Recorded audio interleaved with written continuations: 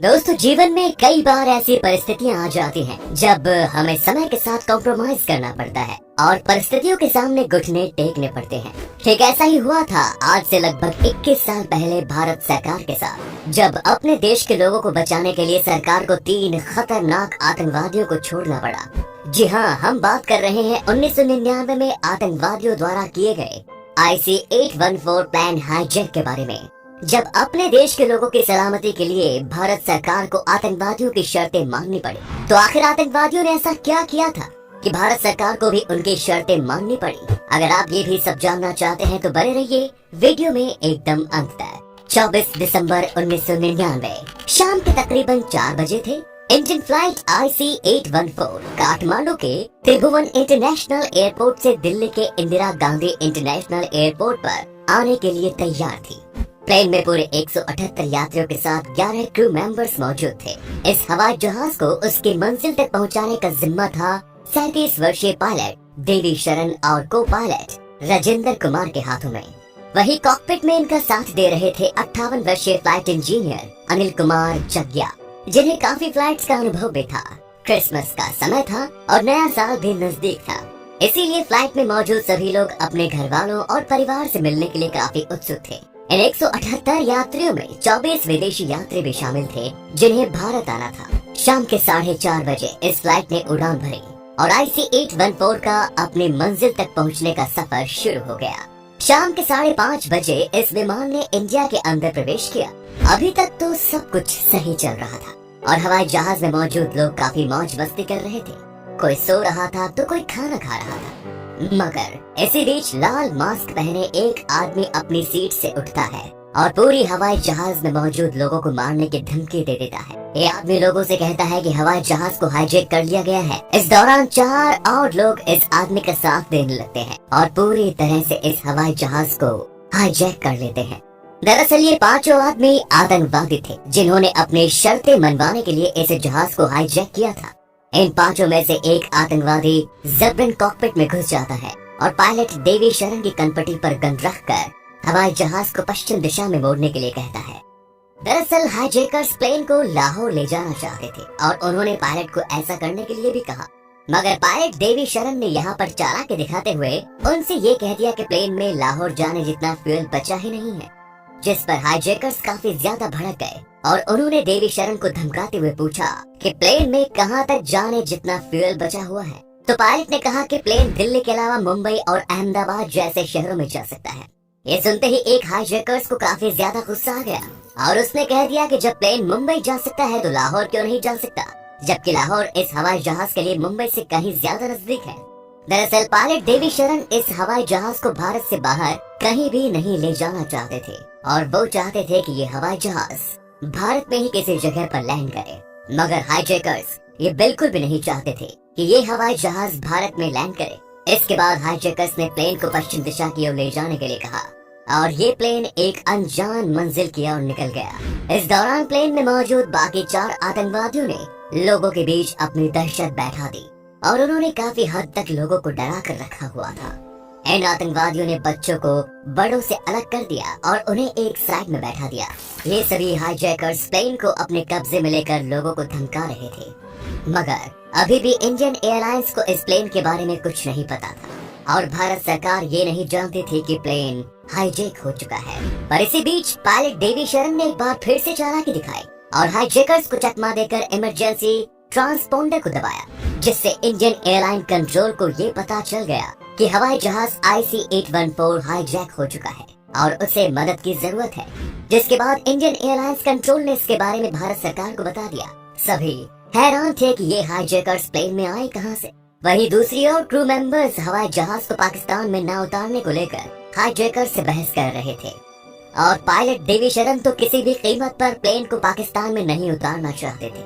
पाकिस्तान भी इसको लेकर काफी ज्यादा परेशान था और वो भी नहीं चाहता था कि कोई भारतीय हाईजैक प्लेन पाकिस्तान में लैंड करे। इसीलिए पाकिस्तान एयर कंट्रोल ने इस हवाई जहाज को लाहौर में लैंड कराने की बात पूरी तरह से इनकार कर दी और उन्होंने साफ साफ कह दिया कि हवाई जहाज IC-814 लाहौर में नहीं उतारना चाहिए, जिससे आतंकवादियों को एक बहुत बड़ा झटका लगा, क्योंकि उनका प्लान था प्लेन को हाईजैक करके लाहौर में लैंड करवाना। आपको बता दें कि ये पांचों हाईजैकर्स पाकिस्तानी ही थे, इसीलिए ये पाकिस्तान में ही इस हाईजैक प्लेन को लैंड करवाना चाहते थे, मगर पाकिस्तानी एयरलाइंस ने ऐसा करने से साफ मना कर दिया। इससे पायलट्स को भी काफी ज्यादा मदद मिली और उन्होंने प्लेन की रफ्तार बहुत कम कर दी ताकि जल्दी से इस प्लेन का फ्यूल खत्म हो जाए और इसे भारत में ही कहीं ना कहीं लैंड करा दिया जाए। पायलट ये सोच रहे थे कि इस विमान को दिल्ली या फिर अमृतसर में लैंड कराया जाएगा, जहां भारतीय सरकार उन्हें किसी तरह से बचा लेंगी। कुछ ही देर में विमान में फ्यूल बहुत ही कम हो गया और अब इसे किसी न किसी एयरपोर्ट पर लैंड कराना जरूरी था, जिसके बाद काफी देर तक चली बहस में आतंकवादियों ने विमान को अमृतसर में उतारने की बात पर सहमति जताई और इंडियन गवर्नमेंट से अमृतसर एयरपोर्ट पर फ्यूल का इंतजाम करने के लिए कहा, ताकि आतंकवादी इस हवाई जहाज में फ्यूल भरकर फिर से यात्रा जारी कर सके। इधर दूसरी ओर भारतीय सरकार इस हवाई जहाज को अमृतसर में किसी भी तरह बचाने की प्लानिंग में लगी हुई थी।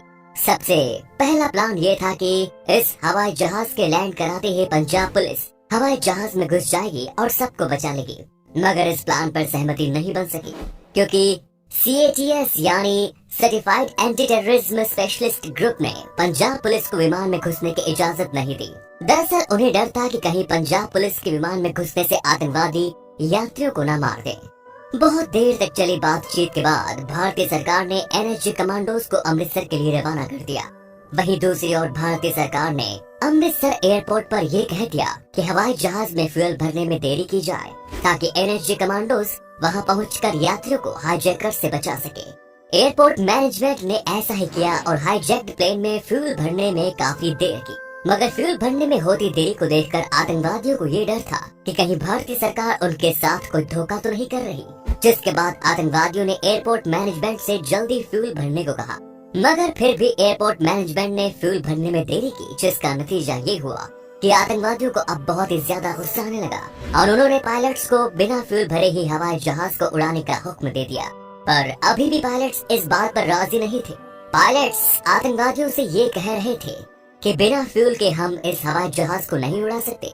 पायलट्स की बात सुनकर आतंकवादी इतने ज्यादा गुस्से में आ गए कि उन्होंने जल्दी फ्यूल भरवाने के लिए धमकी देना शुरू कर दी, मगर इसका कोई असर नहीं हुआ, जिसके बाद आतंकवादियों ने गुस्से में आकर एक यात्री रुपिन काटियाल के पेट पर चाकू घोंप दिया, जिसकी वजह से रुपिन हवाई जहाज में तेज तेज चिल्लाने लगे। ये मंजर देखकर पूरे हवाई जहाज के लोगों में आतंकवादियों को लेकर बहुत डर बैठ गया। यहाँ जो कुछ भी हो रहा था उसे देखकर कॉकपिट में मौजूद पायलट और फ्लाइट इंजीनियर बहुत ही ज्यादा असमंजस में थे और उन्हें इस बात को लेकर काफी हैरानी और दुख हो रहा था कि अभी भी उनके पास कोई मदद नहीं आई है। वहीं दूसरी ओर आतंकवादियों ने पायलट से ये कह दिया कि अगर अभी के अभी हवाई जहाज को नहीं उड़ाया गया तो वो फ्लाइट में मौजूद सभी लोगों को एक एक करके मार देंगे, और इसके लिए आतंकवादियों ने उल्टी गिनती भी शुरू कर दी। आतंकवादी पायलट्स पर ये दबाव बना रहे थे कि जल्द से जल्द इस हवाई जहाज को उड़ाया जाए, वरना इस हवाई जहाज में मौजूद कोई भी यात्री जिंदा नहीं बचेगा। ऐसे में क्रू मेंबर्स के लिए कोई ना कोई फैसला लेना अब जरूरी हो गया था। दूसरी तरफ भारत सरकार के पास मौका था कि वो इस हवाई जहाज को एयरपोर्ट पर ही रोककर आतंकवादियों से डील शुरू कर दे, मगर अफसोस ऐसा नहीं हो सका। भारत सरकार ने आतंकवादियों से भारत में ही रुककर उनकी मांगे बताने के लिए कहा, मगर आतंकवादी भारत में रुकने के लिए राजी नहीं हुए। महज 1 घंटे से भी कम समय तक एयरपोर्ट पर रुकने के बाद अब पायलट्स ने ये फैसला किया कि वो इस हवाई जहाज को उड़ाएंगे, क्योंकि उन्हें हवाई जहाज में मौजूद लोगों की जान बचानी थी। जिसके बाद इस हवाई जहाज ने लाहौर की तरफ उड़ान भर दी। प्लेन की उड़ान भरने के बाद भारत सरकार के हाथों से एक बेहतरीन मौका छूट गया। जैसे ही भारत सरकार के हाथों से ये मौका छूटा, वैसे ही प्लेन के अंदर मौजूद यात्रियों के परिजनों ने गुस्से में हड़ताल शुरू कर दी और देश में इस समय बहुत सी रैलियां भी निकाली जाने लगी।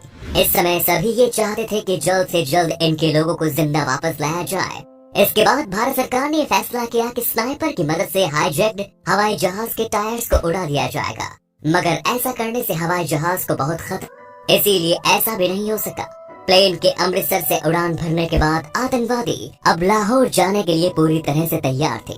जल्द ही हवाई जहाज ने भारतीय सीमाओं को लांघते हुए पाकिस्तान में प्रवेश कर दिया। इस समय रात हो चुकी थी।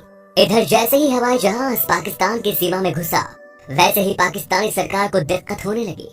पाकिस्तानी सरकार ये बिल्कुल भी नहीं चाहती थी कि इस हवाई जहाज को उनके देश में लैंड किया जाए। यहाँ तक कि पाकिस्तानी सरकार ने इस हवाई जहाज को मार गिराने तक की धमकी दी थी और अपने सभी एयरपोर्ट्स में मौजूद लाइट्स को बंद कर दिया, जिसकी वजह से अब इस हवाई जहाज को लैंड करवा पाना बहुत मुश्किल हो चुका था। मगर अब हवाई जहाज में फ्यूल भी बहुत कम हो चुका था और इसे कहीं न कहीं लैंड करवाना जरूरी था, जिसके बाद पायलट्स ने तुक्का मारकर एक जगह पर इस हवाई जहाज को लैंड कराना शुरू कर दिया। पायलट्स सोच रहे थे कि शायद ये जगह एयरपोर्ट ही होगी, मगर जब हवाई जहाज बहुत नीचे आ गया तो पता चला ये जगह कोई एयरपोर्ट नहीं बल्कि एक रोड है। जिसके बाद तुरंत ही पायलट्स ने इस हवाई जहाज को ऊपर की ओर कर दिया। अब इस पाकिस्तानी सरकार को भी ये पता चल चुका था कि अगर इस हवाई जहाज को लैंड न करवाया गया तो ये उनके देश में ही क्रैश हो जाएगा, जिसकी वजह से उनके देश के लोगों का नुकसान हो सकता है। जिसके बाद पाकिस्तान को मजबूरी में इस हवाई जहाज को लाहौर एयरपोर्ट पर लैंड करवाना पड़ा, जहां पाकिस्तान ने बड़ी बेरुखी के साथ पायलट से बात की। पाकिस्तान ने इस हवाई जहाज की कोई भी मदद करने से साफ मना कर दिया। पाकिस्तान कैसे भी करके इस हवाई जहाज से अपना पीछा छुड़वाना चाहता था। जिसके बाद उसने इस हवाई जहाज में जल्दी से फ्यूल भरवाया और इसे पाकिस्तान से बाहर ले जाने को कहा। अब लाहौर से उड़ान भरने के बाद आतंकवादी यही चाहते थे कि इस हवाई जहाज को अफगानिस्तान के काबुल में लैंड कराया जाए, मगर ऐसा नहीं हो सका। जिसके बाद इस हवाई जहाज को दुबई में लैंड कराया गया। हवाई जहाज के दुबई में लैंड करते ही भारत सरकार ने दुबई अथॉरिटी से संपर्क किया। जिसके बाद आतंकवादियों ने खाना और फ्यूल के बदले दुबई सरकार को 35 यात्रियों और रुपेन काटियाल के शव को सौंप दिया।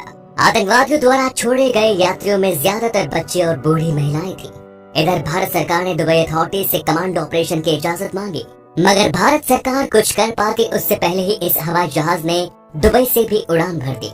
इस दौरान इस हवाई जहाज को हाईजैक हुए पूरा एक दिन हो चुका था। 25 दिसंबर के दिन इस हवाई जहाज ने एक बार फिर से अफगानिस्तान के कंधार में लैंड किया, जहां इस हवाई जहाज के लैंड होते ही तालिबानियों ने इसे घेर लिया। आपको बता दें कि उस समय भी आज की तरह तालिबानियों का अफगानिस्तान पर कब्जा था।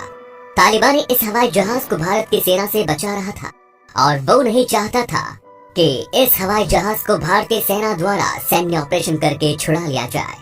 तालिबान के पास इस समय मौका था कि वो पूरी दुनिया के सामने छा जाए और पूरी दुनिया उसके ताकत का लोहा मानने लगे, क्योंकि उस समय तालिबान को बहुत ही कम लोग जानते थे और भारत भी तालिबान को उस समय कुछ खास अहमियत नहीं देता था। पर इस समय भारत के पास तालिबान से मदद मांगने के अलावा कोई ऑप्शन नहीं बचा। जिसके बाद तुरंत ही तालिबानी नेताओं से संपर्क किया गया और उनसे मदद मांगी गई, मगर वो आतंकवादियों की भी मदद कर रहा था। आप ये कह सकते हैं कि उस समय तालिबान भारत और आतंकवादियों दोनों के बीच दलाल का रोल अदा कर रहा था। आतंकवादियों ने हवाई जहाज में मौजूद यात्रियों को छोड़ने के बदले तिहाड़ जेल में बंद मौलाना मसूद अजहर समेत 35 अन्य खतरनाक आतंकवादियों को छोड़ने सज्जाद अफगानी के शव के साथ साथ करोड़ों रुपए की मांग की, मगर तालिबान ने आतंकवादियों से सज्जाद अफगानी के शव और करोड़ों रुपए की मांग को छोड़ने के लिए कहा, जिस पर आतंकवादी मान गए। मगर अभी भी वो मौलाना मसूद अजहर समेत 35 अन्य आतंकवादियों को छोड़ने की शर्त पर डटे हुए थे। हालांकि अंत में कुछ देर तक चली बातचीत में भारत सरकार यात्रियों के बदले मौलाना मसूद अजहर समेत 3 अन्य आतंकवादियों को छोड़ने पर मान गए। आतंकवादी भी इस सौदे से खुश थे और वो यात्रियों को इन तीनों आतंकवादियों के बदले छोड़ने के लिए राजी हो गए। धीरे धीरे इस विमान को हाईजैक हुए पूरे 8 दिन हो गए। 8वें दिन मौलाना मसूद अजहर समेत 3 अन्य आतंकवादियों को पहले दिल्ली और दिल्ली से कंधार ले जाया गया, जहां आतंकवादियों ने सभी बंधकों को छोड़ दिया और भारत सरकार ने मौलाना मसूद अजहर समेत इन आतंकवादियों को इन हाईजैकर्स को सौंप दिया। भारत सरकार द्वारा छोड़े गए आतंकवादियों में मौलाना मसूद अजहर, उमर शेख और मुश्ताक अहमद जरगर शामिल थे। हालांकि बाद में भारत सरकार ने IC-814 को हाईजैक करने वाले हाईजैकर्स का भी पता लगा लिया। विमान IC-814 को हाईजैक करने वाले सभी हाईजैकर्स पाकिस्तानी थे, जिनके नाम थे इब्राहिम अतहर, मिस्त्री जहूर इब्राहिम, शाकिर, गाजी सनी अहमद और शाहिद अख्तर सईद। तो दोस्तों, ये थी विमान IC-814 के हाईजैक होने की पूरी कहानी। आज भी बहुत से लोग भारत सरकार के विमान में मौजूद लोगों के बदले मसूद अजहर को छोड़ने वाले फैसले को गलत कहते हैं, क्योंकि शायद उसका परिणाम हम आज तक भुगत रहे हैं। तो आपके इसके बारे में क्या विचार है? क्या भारत सरकार ने मसूद अजहर को छोड़कर सही किया या फिर गलत? आप हमें कमेंट्स में जरूर बताएं।